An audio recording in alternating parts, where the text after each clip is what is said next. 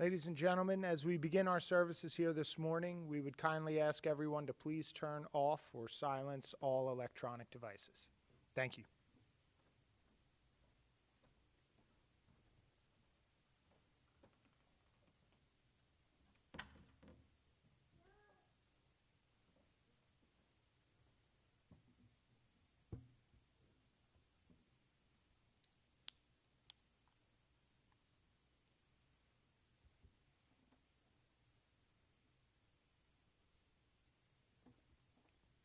Good morning. Welcome. Today, we gather here with heavy hearts, but full hearts, full of memory, of gratitude, and of love, as we celebrate the life and honor the memory of Leah Jean Haifetz. Now, unlike so many of you, I didn't know Leah in life, but I had the privilege the other day to spend some time with this family, who shared with me much about the woman that she was, and I learned quite a bit about her. But first, this week, this Shabbat in synagogue, we'll be reading from Parshat Teruma. When we read in it, we read the famous words, Va'asuli mikdash v'shachanti betocham. Let them make for me a sanctuary that I may dwell among them. The text says, not in them or in it, but among them. The commentators remind us that holiness doesn't live only in grand buildings or in perfect structures. It lives in the spaces between people, in ordinary lives, in our relationships, and in efforts made each and every day. The Mishkan, the portable tabernacle described in the Torah, was not made of one material alone. It was constructed from many different types of contributions, gold and copper, linens and skins, beams and curtains, and not everything was polished or gleamed. But together, it created a space where something sacred could dwell. Today, as we gather, we reflect on a life that in its own way built such a structure. Not flawless, not simple, but real. One that included a number of different chapters. Leah Jean grew up in Kingston in northeast PA. One summer at camp in the Poconos, she met Sydney. They married not long after and moved to Philadelphia, where he was from, and like many young couples, they began building a life together. In the early years, I learned that for work, she did some substitute teaching, later working in the family kitchens and baths business. When Sydney struck out on his own in the mid-'70s, she helped to get things off the ground. But for Lee, mahjong and canasta were more than hobbies. They were constants in her life. They meant friendship, competition, routine, and laughter. She kept up with a circle of friends over years of playing cards or going to the slots and staying connected. I learned that she loved to read biographies, romance novels, and the daily newspaper each and every day. She liked to know what was going on in the world and paid attention and formed opinions. She also had a sense of humor, sometimes delighting in a joke that might not have been entirely appropriate, and she could be quite funny. I learned about her love of baseball, having early memories of going to local games that stayed with her throughout her life.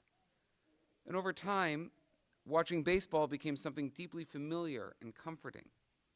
In the past few years especially, it seemed to become a part of the rhythm of her days, something steady in the background when other things felt less steady. In 1990, she and Sydney moved to Margate, and for her grandsons, for Rob and for Dan, summers at the shore on the beach block became lasting memories. She would go down to the beach with them, but never quite go all the way in. That detail says something. She was present, but on her own terms. I heard that she preferred sitting on the porch with her book, watching people pass by. And she knew everyone. So she liked observing, commenting, and being part of the scene without necessarily being at the center of it. I learned she loved to go out to eat. Well-done pizza and a Corona, apparently. And that she was meticulously clean. And there was that trademark blue nail polish that she wore. A small, consistent signature over the years. As a grandmother, I was told she was deeply interested. not only in her grandsons' lives, but even in the lives of their friends. She asked questions and paid attention. She went to graduations. I know it was important for the family. Hi, Layla. That she got to attend Layla's baby shower, something very important to the family. She wanted to be included in what was happening, especially when it involved family, and didn't want to miss those milestones. Larry and Gail shared with me how engaged she was with their kids. I heard that she could correct you with a look, but she also knew how to laugh with them. She wanted to be part of things, to be in the room when life was unfolding. The last decade, especially since 2019, has been difficult. Dementia, as we know, is a slow and painful unraveling. It changes the rhythm of a family. It tests patience and tests relationships. And there's grief that comes in stages with dementia long before a final goodbye. But Parshat Truma, our Torah portion this week, reminds us that the Mishkan, the portable tabernacle, was, as I said, portable. It traveled through the wilderness. It endured weather, instability, and uncertainty.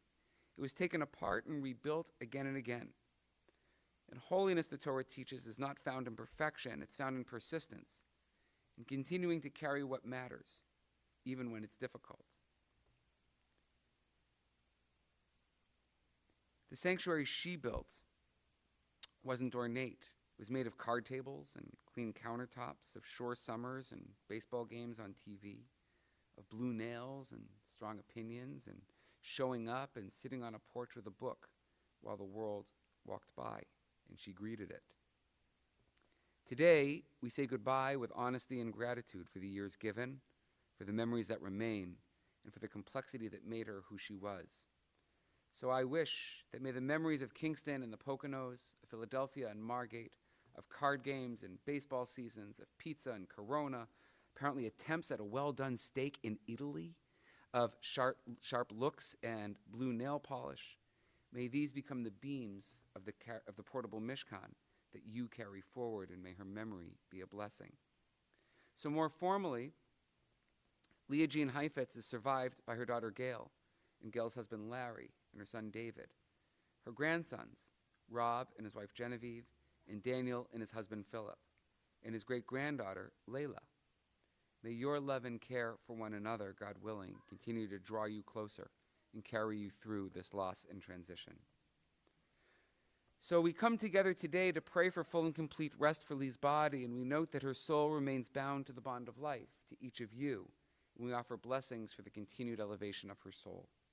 My name's Rabbi Nathan Weiner, the Rabbi of Temple Har Zion in Mount Holly, New Jersey. On behalf of myself, my family, the team here at Platt Memorial Chapels, my congregation, and our larger Jewish community, it's an honor and a privilege to be here with you today. I'm now going to move to Tehillim, to Psalms. It's customary in the Jewish tradition, and in fact across the Abrahamic faith traditions, to look to Psalms when other words fail us. And at moments of loss and grief, we most commonly look to Psalm 23. I'm going to read it first in English, followed by a standard, albeit masculine, translation into the English. If you wish and are comfortable, you're welcome to say it in all or in part with me if you know it. Otherwise, you're welcome to simply receive it. Mizmor leDavid, Adonai ro'i lo achsar, bino teshe yarbitzeni al mei menuchoti nahaleni, nafshi yeshoveh v'encheni b'maglei tzedek l'ma'an shemo, gam ki elech b'geit zalmavet lo irara ki atai madi, shivtecha al mishantecha hema yenachamuni, ta'aroch lefanai shulchan neged zorai, dishanta v'shemen roshi kosi revaya, ach tov v'chesed yirdefuni kol yemei chayai, v'shavti b'veit Adonai le'orech yamim. A Psalm of David. The Lord is my shepherd, I shall not want. He maketh me to lie down in green pastures. He leadeth me beside the still waters. He restoreth my soul. He guideth me in straight paths for his name's sake. Yea, though I walk through the valley of the shadow of death, I will fear no evil, for thou art with me. Thy rod and thy staff, they comfort me. Thou preparest a table before me in the presence of mine enemies. Thou hast anointed my head with oil, my cup runneth over. Surely goodness and mercy shall follow me all the days of my life, and I shall dwell in the house of the Lord forever. Amen v'amen. And from Kohelet, Ecclesiastes chapter 3, for everything there is a season, a time for every experience under heaven, a time to be born and a time to die, a time to plant and a time to uproot what has been planted, a time to tear down and a time to build up, a time to weep and a time to laugh, a time to grieve and a time to dance, a time to throw stones and a time to gather stones, a time to embrace and a time to refrain from embracing, a time to seek and a time to lose, a time to keep and a time to throw away, a time to tear and a time to sow, a time for silence and a time for speaking. We've now come to a time for speaking as some members of the family have prepared words of a eulogy, or a hesped as we say in Hebrew, to lift up Leah Jean's honor, her kavod. We're first going to hear from her son-in-law, Larry, and then her grandson, Rob. Larry?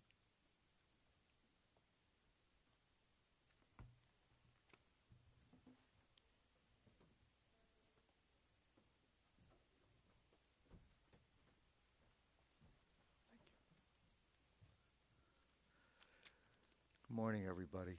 Thank you very much for coming. We really appreciate it. So, as many of you know, we're grateful that Lee is finally at peace. And in the last few days, I've been thinking a lot about my relationship with my mother-in-law and her relationship with the family. And I'm reminded that she had many good years before she got sick. And I just wanted to share with you some of the things that were important to me, things that I recall. When I first met Gail, and then shortly thereafter her parents, it was during the end of my time in law school, and I was about to come down to Philadelphia to work. She warmly welcomed me into the family, introduced me to all that the Philadelphia area had to offer, whether it was restaurants or particularly the shore. And we had many good years together. We also had ski trips to Vale and Courmayeur, Italy, with both of our sets of parents coming with us. That was a great time. As has been already mentioned, and probably will be again, she always enjoyed her food well done. And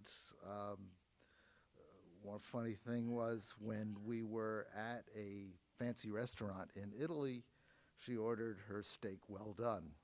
Well, a few minutes later, the waiter comes back and with a heavy Italian accent says, "Madame, the chef suggests that you order something else." He just couldn't bring himself to do it. I also think about all the summers that we spent in Margate. Lee loved the shore. She loved her family, having her family at the shore, and she enjoyed the beach as well. She had many friends in the area, and she remained very active, particularly after Sid passed. I remember the winters that Gail and I and our family spent in Florida, or that she spent in Florida, and Gail and I coming down during school vacations, and I would come down for the weekends. Never one to enjoy the joys of cooking. Lee discovered numerous restaurants in the winters that she was down there, and I remember her saying, "So many restaurants, so little time." Lee loved her grandchildren and her great-granddaughter, Leah. And I recall when Gail was pregnant with our first, she said, "Don't expect me to babysit, but I'll make sure that you have babysitters." Well, from the beginning after Rob was born, we found that she was babysitting at least twice a week regularly. And she developed a relationship with both Rob and Dan. She was always interested in what they were doing as well as what their friends were doing. And that includes just a month and a half ago when we got together with her for a birthday, and she was asking questions about what your friends were doing. And it was amazing how much she remembered and how much she participated in that conversation.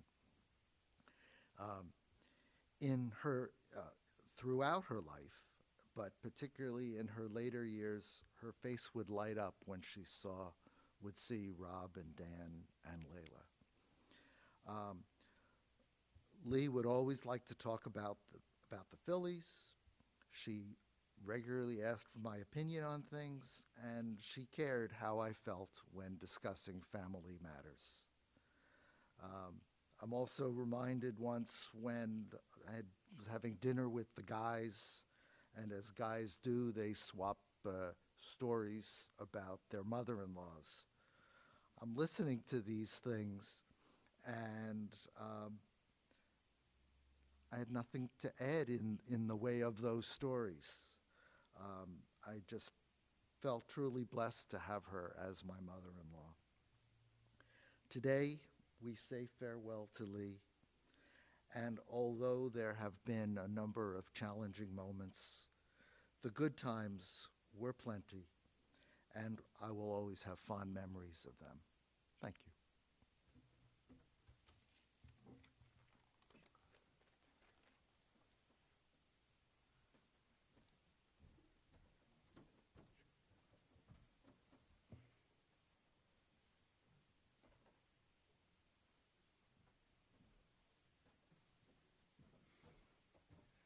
All right. Thanks for everybody who made it out today. We really appreciate it. So today we honor and celebrate the life of my grandmother, Leah Haifetz, a woman whose presence shaped my life for a long time, as long as I could remember.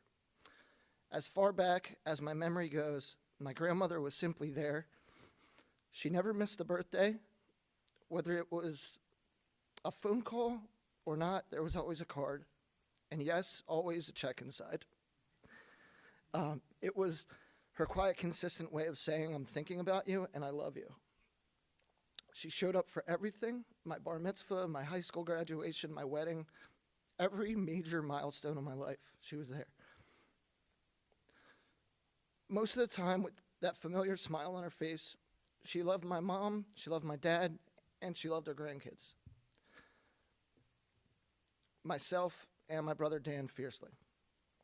Some of my greatest memories are the summers we spent together in Margate at 109 South Nassau on Beach Block. My parents would head home, and we would stay, not for a week and not for a long weekend, the entire summer, just us and Grandma. Those summers were magical. The blue nail polish, the burnt crispy pizza, the Coronas, a book always in her hand, whether on the beach, on the porch in Margate, or on the deck in Florida. In the winters when she was in Boca, I'd fly down and spend a week with her here and there. Those one-on-one trips were extremely special. We had a relationship that felt personal and unique. I was lucky, we were lucky, and we had some stories. For some reason, whenever we went out to dinner together, chaos followed. One time, a waitress dropped an entire pitcher of water on me, and my grandmother and I laughed like it was the funniest comedy act ever. Another time, I popped one of those little butter packets and somehow launched it onto the ceiling. Instead of getting mad, she laughed hysterically. At her house in Margate, I once managed to get chocolate on the ceiling, and I still don't know how that happened. But again, she wasn't upset. She just found it funny.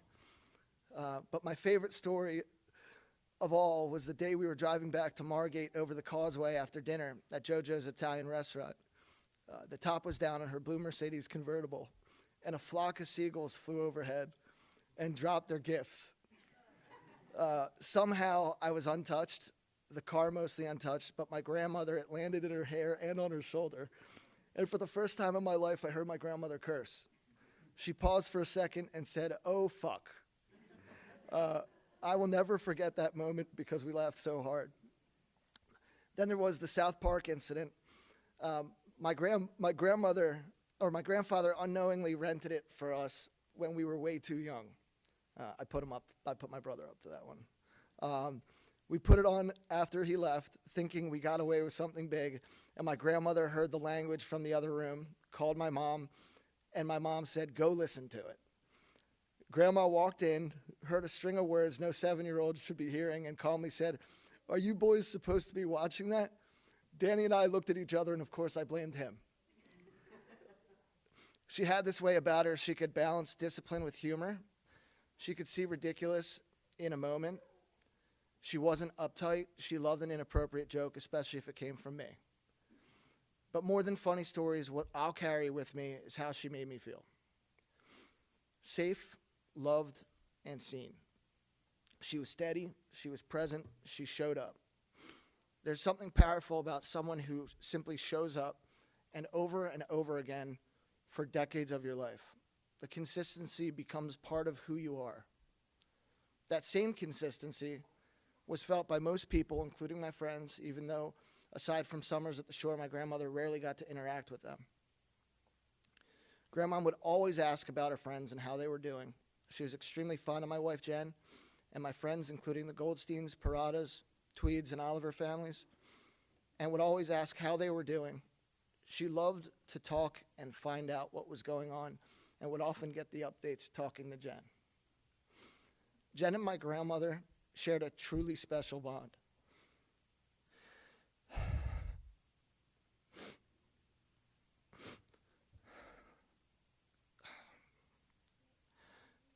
Especially down in Margate.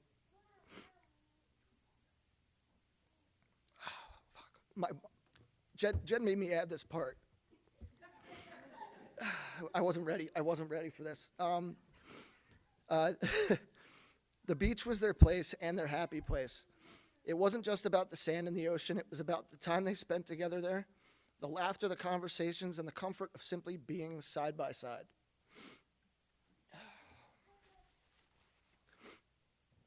Every time they ended a phone call, one of them would say, "Save me a chair at the beach."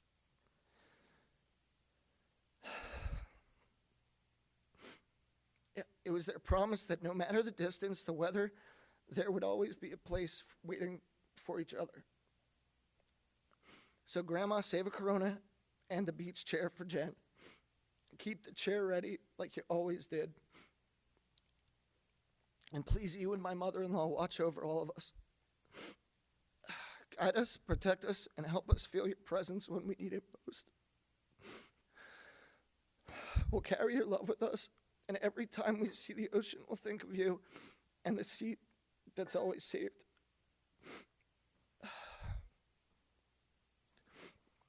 Grandma, we love you. We miss you more than words can express, and I wish we had more time. But I'm so grateful for the time we had, for the summers, the dinners, the laughter, the books, the burnt pizza, the blue nail polish, and yes, even the seagulls. Thank you for being there for every chapter in my life.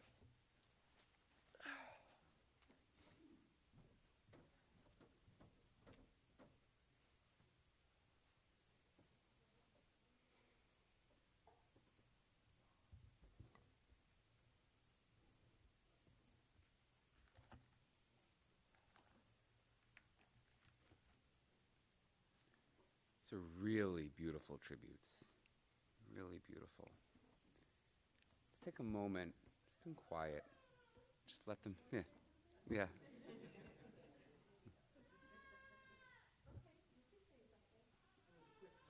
Yeah.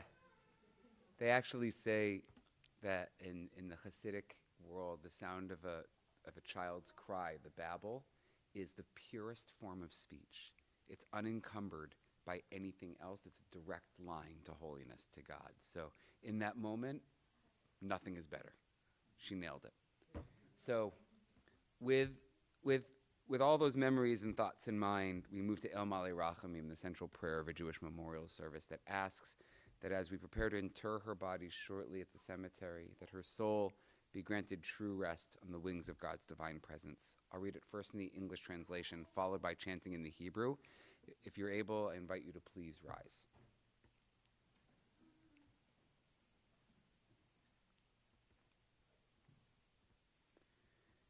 O God, full of compassion, eternal Spirit of the universe, grant perfect rest under the wings of your divine presence to the soul of Leah Jean Haifetz, who has entered eternity.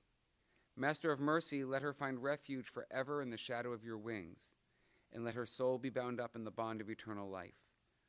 Adonai is her inheritance. May she rest in her resting place in peace, and let us say, Amen.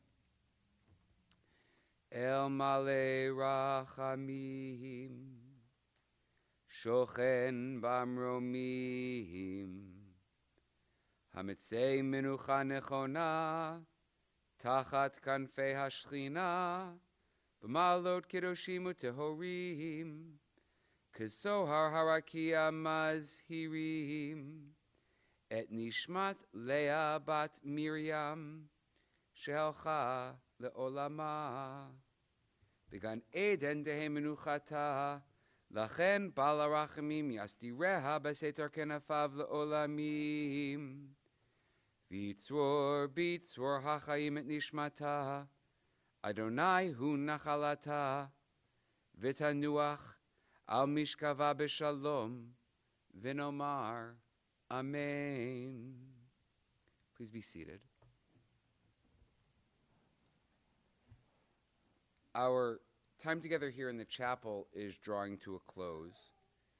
Immediately following our time here, those going to the cemetery will make your way in processional to Beth Kehila Cemetery in Egg Harbor Township. The family asks that donations in lieu of flowers, actually, did we finalize this? To what we talked about? Okay. To the family's foundation, to the Linda Bunnis Haller Foundation for Children with Special Needs. Is there a direction that I should give for how to do that? Okay, fantastic. So donations in lieu of flowers to the Family Foundation, reach out to Rob. Shiva, following interment today, guests, family, and friends are welcome for visits of consolation throughout the afternoon and evening at Gail and Larry's home. And then again on Saturday, tomorrow, between 1 and 5.